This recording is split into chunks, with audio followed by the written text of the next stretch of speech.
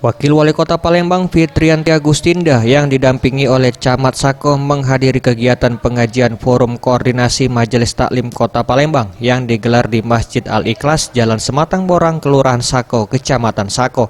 Wakil Wali Kota Palembang Fitriyanti Agustinda mengatakan, selain dimanfaatkan untuk menyerap aspirasi dan juga menyampaikan program serta progres kemajuan pembangunan di Kota Palembang, kegiatan ini juga merupakan upaya pemerintah Kota Palembang untuk meramaikan masjid dan musola melalui penyelenggaraan pengajian ibu-ibu. Di samping itu, dengan suasana peringatan Hari Kartini diharapkan kepada semua ibu dapat terus bersemangat dalam segala hal demi membangun bangsa dan negara, khususnya Kota Palembang. Saya berkeinginan setiap masjid dan musola di Kota Palembang bisa diramaikan dengan pengajian-pengajian ibu-ibu.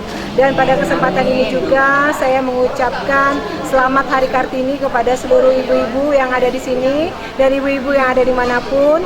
Mudah-mudahan semangat Kartini terus ada.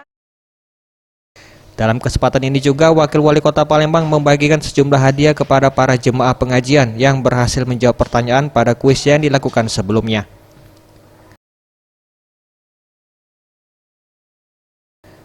Tim Liputan Sriwijaya TV.